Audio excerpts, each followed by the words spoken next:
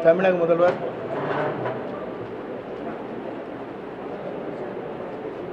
தமிழக வெற்றிக் கழகத்துடைய தலைவர், தமிழ்நாட்டின் மக்களை காக்கக்கூடிய தலைவர், மக்கள் எண்ணங்களை நிறைவேற்றக்கூடிய தலைவர், வாக்களித்த மக்களுக்கு நம்பிக்கையோடு பல்வேறு பணிகளை ஆற்ற வேண்டும் என்ற முறையில் அமைச்சர் பெருமக்கள் எல்லோருக்கும் அறிவுரை வழங்கி சிறந்த ஆட்சி, தூய்மையான ஆட்சி தமிழகத்திலே நடைபெற வேண்டும் என்ற நோக்கத்தோடு தொடர்ந்து நாளும் பல்வேறு திட்டங்களை அறிவித்து வருகிறார். ஒவ்வொரு திட்டங்களையும் நீங்கள் கூர்ந்து கவனிக்கின்ற போது மக்கள் நலன் சார்ந்த திட்டங்கள் அறிவிக்கப்பட்டு வருகிறது. இன்று ஈரோடு மாவட்டத்தில் மாண்புமிகு கைத்தறி, துணிநூல், கதர்துறை அமைச்சர் அவர்களும் நாங்கள் அனைவரும் இணைந்து, சட்டமன்ற உறுப்பினர் அனைவரும் இணைந்து மாவட்ட ஆட்சித்தலைவருடைய தலைமையில் ஆய்வுப் பணிகள் மேற்கொள்ளப்பட்டிருக்கிறது. நம்முடைய மாவட்டம் ஒரு சிறந்த மாவட்டமாக திகழ்வதற்கு, எல்லா மாவட்டத்திற்கும் எடுத்துக்காட்டாக விளங்குவதற்கு என்னென்ன பணிகளை நாம் செய்ய வேண்டுமோ அதை அனைத்தும் நம்முடைய அமைச்சர் அவர்களும் நானும் சேர்ந்து அந்த பணிகளை எப்படி ஆற்ற வேண்டும் என்பதை ஆய்வுக் கூட்டத்திலே ஆய்வு செய்து அவர்களுக்கு என்னென்ன தேவை அதிகாரிகள் கேட்கிறார்களோ அதை நிறைவு செய்வதற்கும், அந்த பணிகள் விரைந்து செய்வதற்கும் நடவடிக்கை மேற்கொள்வதற்காக ஆய்வுக் கூட்டங்கள் நடைபெற்றிருக்கிறது. முதல் இந்த ஆட்சி துவங்கியவுடன் ஈரோடு மாவட்டத்தில் இந்த ஆய்வுக் கூட்டம் நடைபெறுவது என்பது ஒரு மகிழ்ச்சியை தரக்கூடிய ஒன்று. நான் கூட அடுத்த வாரம் வைத்துக் கொள்ளலாம் என்று சொல்லுகிற போது நம்முடைய மாண்புமிகு அமைச்சர் அவர்கள் இந்த வாரமே அந்த ஆய்வுக் கூட்டத்தை வைத்துக் கொள்ளலாம் என்று ஆர்வத்தோடு சொல்லி பணிகளை விரைந்து செய்ய வேண்டும். மழைக்காலம் வரப்போகிறது, நகராட்சியிலே தேங்கி கிடக்கிற பணிகள் அனைத்தும் நிறைவேற்றப்பட வேண்டும் மழை வருவதற்கு முன்னால் என்று அவர் கூறி இந்த ஆய்வுக் கூட்டங்கள் சிறந்த முறையிலே நடைபெற்றிருக்கிறது. நம்முடைய முதல்வருடைய கனவை நிறைவேற்றுகின்ற வகையில் மக்கள் இந்த ஆட்சியை நம்பி 60 ஆண்டு காலத்திற்கு பிறகு பணநாயகத்தை முறியடித்து ஜனநாயகத்தை தமிழ்நாட்டிலே உருவாக்கி 2 ஆண்டு காலத்தில் இந்திய நாட்டின் வரலாற்றில் ஒரு இயக்கம் ஆட்சி கட்டளை அமர்வதற்கு ஒரே தலைமை, அந்த தலைமையை நம்பி மக்கள் வாக்களித்திருக்கிறார்கள். அது நம்முடைய முதலமைச்சரை நம்பி. ஆகிய அந்த தலைமைக்கு உறுதுணையாக நாங்கள் அத்தனை பேரும் பணியாற்றுவதற்கு இந்த ஆய்வுக் கூட்டம் சிறந்த முறையில் பயனுள்ளதாக அமைந்திருக்கிறது. இந்த ஆய்வுக் கூட்டத்தில் பல்வேறு கருத்துக்கள் பரிமாறப்பட்டிருக்கிறது. அமைச்சர், கைத்தறித்துறை அமைச்சர் அந்த கருத்துக்களை, பல்வேறு கருத்துக்களை தனக்கு மனதிலே இருப்பதை வெளிப்படுத்தி சட்டமன்ற உறுப்பினர் அவங்களுடைய தங்கள் கருத்துக்களை வெளிப்படுத்தினார்கள். அனைத்து கருத்துகளும் ஏற்று மாவட்ட ஆட்சித்தலைவருடைய தலைமையில் நடைபெற்ற அந்த கூட்டத்தில் ஆய்வு செய்யப்பட்டிருக்கிறது. சிறந்த முறையில் இந்த மாவட்டம் எல்லோருக்கும் ஒரு வழிகாட்டியாக இது திகழ்கின்ற அளவிற்கு உருவாக்குவதற்கு நாங்கள் முயற்சிகள் மேற்கொண்டு அந்த பணிகளை மேற்கொள்ள இருக்கிறோம் என்பதை மகிழ்ச்சியோடு நான் தெரிவித்துக் கொள்கிறேன். குறிப்பாக எங்களுடைய எண்ணங்கள் மக்களுக்கு உடனுக்குடன் கோரிக்கை நிறைவேற்ற வேண்டும் என்பதுதான் நம்முடைய தமிழக முதலமைச்சர், நம்முடைய வெற்றிக் கழகத்துடைய தலைவர் தளபதியுடைய நோக்கம். அந்த நோக்கத்தை முழுமையாக நாங்கள் நிறைவேற்றுவதற்கு அரும்பணி ஆற்றுவோம். அலுவலர் பெருமக்கள் அத்தனை பேரும் அதற்காக உறுதுணையாக இருந்த பணிகளை மேற்கொள்ள இருக்கிறார் என்பதை மகிழ்ச்சியோடு நான் தெரிவித்துக் கொள்கிறேன்.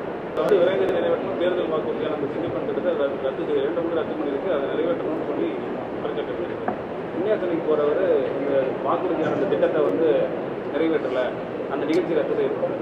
பொதுவாக ஒரு திட்டத்தை கொண்டு வரும்போது அது புதிய திட்டம், அதற்காக அலுவலர் வேண்டும். விரைந்து அந்த பணிகளை மேற்கொள்ளக்கூடிய அலுவலரை தேர்வு செய்ய வேண்டும். அதில் இருக்கின்ற அலுவலர்களை அந்த பணிகள் என்பது உங்களுக்கு தெரியாத ஒன்றல்ல. உங்கள் வீடு கூட கட்டினா வீட்டில் 10 சேர் வாங்கி போடுறதுக்கு 1 மாதம் ஆகுது, காட்டு வாங்கி போடுறதுக்கு 1 மாதம் ஆகுது. ஒரு திட்டம் என்பது இப்போது 20 நாட்கள் தான் இருக்குது நாங்களாம் பொறுப்பேற்று. அதற்குள்ளேயே ஒவ்வொருவரும் ஒன்றை பேசினால் சொன்னது என்ன சொன்னாங்க, இந்த ஆட்சி வந்ததற்கு பிறகு 6 மாத காலம் எந்த தொந்தரவும் நாங்கள் செய்ய மாட்டோம், நல்ல திட்டங்களை கொண்டு வரட்டும், அதுக்கு பிறகு நாங்கள் பேசணுன்னாங்க. 6 நாள் பேச ஆரம்பிச்சிட்டாங்க. இதுதான் வியப்பாக இருக்கிறது. டாஸ்மாக் கடைகள் ஈரோடு மாவட்டத்தில் எத்தனை மூடப்பட்டிருக்கு? நீங்கள் சொல்லுங்கள், இப்போ உங்கள் பகுதிக்கு மட்டும் எத்தனை மூடி இருக்கீங்க?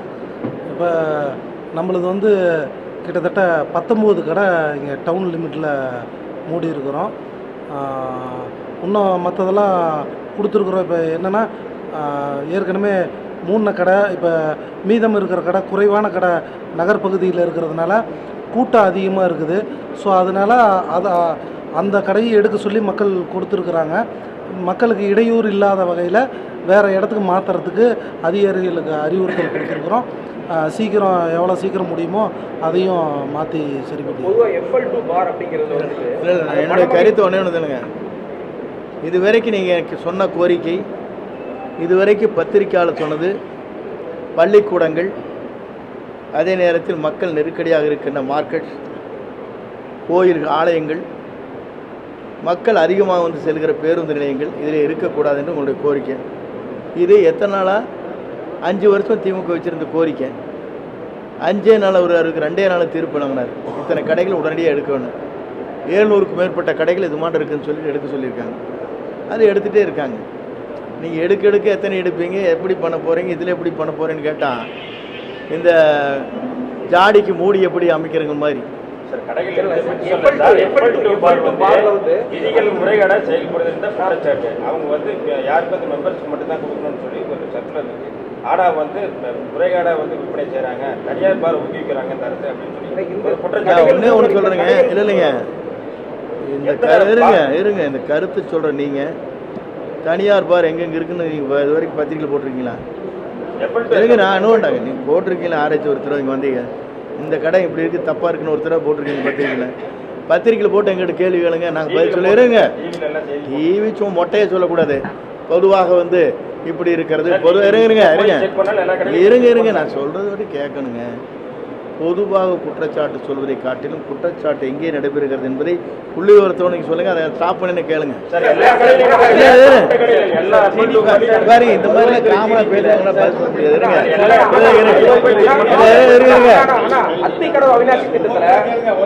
அத்திக்கடவு அவிநாசி திட்டத்துல இன்னும் குளங்கள் வந்து நீர் நிரப்பப்படாமல் இருக்கு. அந்த திட்டம் இன்னும் முழுமையடையாமல் இருக்கு. அதை பத்தி நீங்க எதாவது டிஸ்கஷன் பண்ணியிருக்கிறோம்? இல்லை, இப்போ தானே வந்து ஒரு 10 இருங்க இன்றைக்கி தானே வந்திருக்காரு தலைவர். அதை பற்றி ஆய்வு செய்கிறாரு. ஆய்வு கூட்டங்கள் விரைந்து நடைபெற இருக்கிறது. ஏறத்தாழ விடுபட்ட குட்டைகள் ஏறத்தாழ கிட்டத்தட்ட ஒரு 70க்கும் மேற்பட்ட குளங்கள், ஏரிகளில் தண்ணி வலிங்கிறாங்க. இதெல்லாம் நிரப்புறதுக்காக நாங்கள் ஏற்பாடு பண்ணிகிட்டு இருக்கிறோம். அதுக்கெல்லாம் உள்ள அதில் என்ன உங்களுக்கு டெக்னிக்கல் ப்ராப்ளம் இருக்குன்னா முதல்ல தெரிஞ்சுக்கல. நீங்கள் வந்து ஜென்ரலாக கேட்கக்கூடாது. இது வந்து கொரோனாவுக்கு முன்னால் போட்ட திட்டம். கொரோனா வர்றபோது என்னாச்சுன்னா இங்கே இருக்கிற எம்ப்ளாயிஸ் பூராமே நார்த் இந்தியன்ஸ் இங்கே வேலை செஞ்சு ஊரை விட்டுட்டு போயிட்டாங்க. ஓப்பனாகவே ஒரு 6 அடி பைப்பு, 5 அடி பைப்பு, 3 அடி பைப்பு, 2.5 அடி பைப்பு எல்லாம் இருக்குதுங்க. இந்த பைப்புக்குள்ளே கொண்டு நிறைய பேர் தேங்க மாட்டா அதெல்லாம் உள்ள போட்டாங்க. உங்களுக்கு தெரியுமா? டெக்னிக்கலாக தெரியுமா? அடைச்சி கிடக்குது தெரியுமா? இப்போ நாங்களாம் கிளியர் பண்ணிட்டு இருக்கிறதெல்லாம் எந்தெந்த இடத்துல லாக் ஆகிருக்கு, பிளாக் ஆகிருக்குன்னு கண்டுபிடிக்கிறோம். இதை கண்டுபிடிச்சிருக்கு பிறகு தண்ணி ரெகுலேட்டராக கரெக்டாக எல்லா இடத்துலையும் வருங்கிறது நம்ம ஒன்று. ஒவ்வொரு இடத்துலையும் நீங்கள் பார்த்தீங்கன்னா ஏரிகள், குளங்கள் இருக்கிறது வந்து ரெகுலேட் பண்ணி அந்த தண்ணி கரெக்டாக இருக்குன்னு அந்த இதில் செக்வால்லாம் போட்டோம். அதையே பிடுங்கிட்டு போயிட்டாங்க. நிறைய இடத்துல உங்களுக்கு தெரியும் நினைக்கிறேன், எல்லாம் பத்திரிக்கையாளர் தெரியும். செம்பு இருந்துக்காட்டி செம்பை வாங்கிட்டு போயிட்டான். இது மாதிரி சில தவறு நடந்திருக்கு. இதெல்லாம் வந்து நான் கம்ப்யூட்டர் நியூ கவர்மெண்ட் வந்ததுக்கு பிறகு இதை பற்றி ஃபுல்லாக ஸ்டடி பண்ணி எப்படி பண்ணலாம். அதே பழைய டெக்னாலஜி தெரிஞ்சவங்கள வேறு இடத்துல இருக்காங்க. இப்போ உங்களுக்கு நான் சிலைவே சொல்லிடுறேன். எப்படின்னா நம்ம பகுதியில் வேலை செஞ்சுங்க 2வது ஒரு ஸ்கீம் எடுத்து கர்நாடகத்தில் போய் வேலை செஞ்சுட்ருக்காங்க. அந்த டீமே, டெக்னிக்கல் டீமே, எல்என்டியோடைய டீமு. அந்த எல்என்டியோட டீமு இங்கே வர சொல்லியிருக்காங்க. எங்கெங்கே அவனுக்கு தான் டக்குன்னு தெரியும், புரியும். நீங்கள் ஒன்றுமே சாப்பாடாக்க தெரியாது. புதுசாக ஒரு பிள்ளையை வச்சுட்டு கல்யாணம் முடிச்ச பிள்ளையை சாப்பாடாக்க சொன்னால் அம்மா விட்டுட்டு அந்த பிள்ளை எப்படி சாப்பாடு சமைச்சு அது மாதிரி ஆயிடுச்சு. அது எப்படி எடுக்கணுங்கிறது விவசாயிகளுக்கு வந்து இந்த பர்மிட் கொடுக்க சொல்லியாச்சு விஓ மூலமாக. அவங்க அந்த மண்ணை அள்ளிட்டு போகிறதுக்கு வேண்டிய நடவடிக்கை இன்றைக்கு அந்த உத்தரவு வழங்கப்பட்டிருக்கிறது. விரைந்து அந்த பணிகள் நடைபெறும். அடுத்து மேகதாது அணை விஷயத்துல தமிழ்நாடு எந்த மாதிரியான நடவடிக்கை எடுக்க போகுது? நீங்க வந்து விவசாயிகள்லாம் போராட்டம் பண்ணியிருக்காங்க, நாகையில போராட்டம் பண்ண விவசாயிகள்லாம் கைது பண்ணியிருக்காங்க. மேகதாது அணை விஷயத்துல தமிழ்நாடு அரசு எந்த மாதிரி நடவடிக்கை? இல்லை, தமிழக அரசு தான் போய் முதலமைச்சர் போய் நம்முடைய பாரத புறமை சந்திக்கின்ற போது இந்த திட்டங்கள் அனைத்தும் நிறைவேற்றப்பட வேண்டும், இதற்கான நடவடிக்கை மேற்கொள்ள வேண்டும், மேகதாது அணை கட்டுவதை நிறுத்தப்பட வேண்டும் எல்லாம் சொல்லிட்டு வந்துட்டார். நீங்கள் அதுதானே செய்ய முடியும். நாங்கள் இருங்குங்க. இப்போ எல்லாமே வந்து எங்கே இருக்குது? காவிரி டிமினல்னு சொல்கிற அந்த வழக்கில் இருக்குது. இந்த வழக்கு எங்கே இருக்குது? அந்த வழக்கு வந்து எல்லாமே நடந்துகிட்டே தான் இருக்குது. அடிக்கடி வந்து நான் வாட்டர் ரிலீஸ் பண்ணுறதுலேயே ப்ராப்ளம் இருக்குது. உங்களுக்கு தெரிஞ்சதில்லை டெக்னிக்கல் ப்ராப்ளம். நீங்கள் இருக்கிற சொல்கிறத பற்றி கவலை இல்லைங்க. இருக்கிற ஒரே நிமிஷம் சொல்கிறேங்க. இந்த கேஸ் வந்து யார் நடத்தியிருக்கணும்? 1972 வந்து திமுக செய்ய வேண்டிய காரியத்தை விட்டுட்டு போயிட்டாங்க. அதுக்கு பிறகு விவசாய சங்கத்தின் சார்பாக ஒருத்தர் இருந்தார். யார் அவர் பேர்? ரங்கநாதன் சொன்னதுக்கு பிறகு அந்த கேஸ் எடுத்து அம்மா வந்து 91 வந்து அந்த 89லேயே போட்டாங்க. கட்சியின் சார்பாக ரங்கநாதனுடைய கேஸையும் சேர்த்து ஜாயின் பண்ணி போட்டாங்க. இது வந்து காவிரி டிரிபியூனல் வந்து உடனடியாக வந்து பேச்சுவார்த்தையில் பயனில்லை, இதற்கு உடனடியாக தீர்வு காண்பது நீதிமன்றத்தின் மூலமாகத்தான் சக்ஸஸ் பண்ணாங்க. இதெல்லாம் கேள்வி பேசுனீங்க. அப்போ அவங்க சக்ஸஸ் பண்ணாங்க. இன்றைக்கி வந்து எல்லாமே சக்ஸஸ்ஃபுல்லாக பண்ணி முடிச்சிருக்காங்க. கிராஜுவலாக நீங்கள் ஒரு அரசாங்கம் வந்து விவசாய திடீர்னு இருங்க. நான் என்ன சொல்கிறேங்க, எடுத்துட்டு விவசாய சங்கம் டக்கு டக்குன்னு போராட்டம் நடத்துனீங்க. ஏதாச்சும் ஒரு எங்களுக்கு ப்ரீத்திங் டைம் கொடுத்துருக்கீங்களா? ஒரு பிரச்சனைக்கு ஏதாச்சும் முற்றுப்புள்ளி வைக்கிறீங்க? ஏதோ ஒரு சங்கம் இருக்கிறீங்க, போராட்டம் நடத்துறீங்க. இருங்க, சங்கமே வந்து இருங்க, நான் சொல்லிடுறேங்க. ஐயா, நான் சொல்கிறது கேளுங்க. அதே சங்கத்துக்காரதான் எங்கள் ஆஃபீஸில் வந்து போட்டு மணிக்கணக்கில் பேசுகிறாங்க. என்னையே அதை நல்லா போஸ்டிங்கில் போட்டு விட்ருங்கண்ணா. அப்போ அதுக்கு என்ன சொல்கிறீங்க?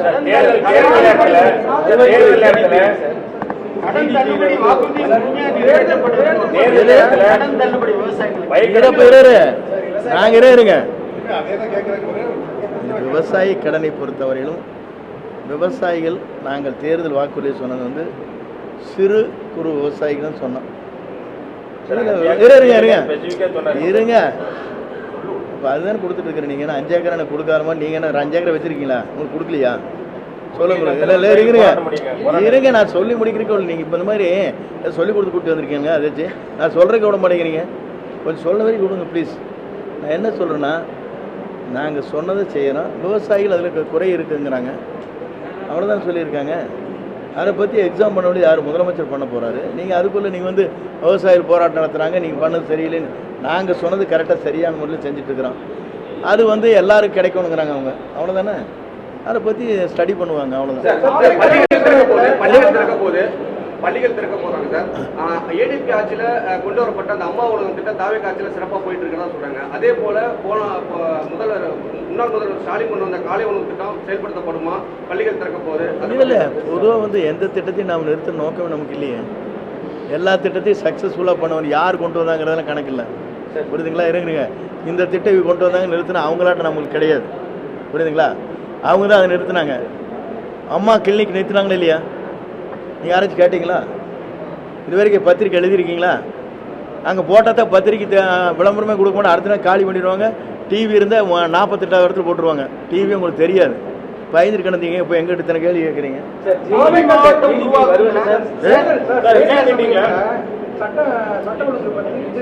இருங்க, நான் சொல்கிறேங்க. ஒரு சின்ன இன்சிடென்ட் ஒன்றை வச்சு நீங்கள் பண்ணக்கூடாது. இருங்க, நான் ஒரே ஒரு கேள்வி. பாலியல் குற்றம் நடைபெற்றவுடன் 24 மணி நேரத்தை கைது செய்து அவர்களை குண்டர் சட்டத்தில் போட்டிருக்காங்க இல்லையா? இதுவரை நடந்திருக்கா? இந்த கேஸை பொறுத்தளவுக்கு நீ பாருங்க, எவ்வளவு விரைவாக ஜட்ஜ்மெண்ட் இந்தியாவிலேயே முதல் முறையாக கொடுக்க போறாங்களே நீ பாருங்க. அதெல்லாம் அப்புறம் பேசலாம். அதெல்லாம் பொதுமக்களுக்கு விரைவாக சேவை, ஊழலற்ற அலுவலக நடைமுறை இதை வந்து வலியுறுத்தப்பட்டிருக்க. ஆமா, இருங்க, நீங்க அதுக்கு ஏதாச்சும் வழிவகை பண்ணிருக்கீங்களா? இங்கே ஊழல் நடந்திருக்கு, இவங்க காசு வாங்கிக்கணும் ஆராய்ச்சி பற்றி போட்டிருக்கீங்களா? போடுங்க. அப்புறம் நாங்கள் நடவடிக்கை இருக்கிறோம். நீங்கள் கேள்வி மட்டும் கேட்குறீங்க. கேள்வி கேட்குற உரிமை உங்களுக்கு இருக்குது. அதில் உதவி செய்ய வேண்டிய உரிமை உங்களுக்கு இருக்கு இல்லையா? ஜனநாயகத்தில் நீங்களும் குடிமகன் தானே. ஏன் நீங்கள் இந்த குற்றச்சாட்டு மட்டும் சொல்கிறீங்க? ஏங்க நீங்கள் காட்டி கொடுக்கல? இவங்க இப்படி தப்பு பண்ணுறாங்க இந்த இடத்துல. நீங்கள் ஏன் நடவடிக்கை எடுக்கலீங்க? வேணால் எழுதுங்க, நாங்கள் அடுத்த நாள் நடவடிக்கை எடுக்க எங்களை கேளுங்க. இதெல்லாம் கேட்க மாட்டீங்க. சும்மா மொத்த கேள்வி கேட்டு ஜாலியாக போயிடுவீங்க. வணக்கம்.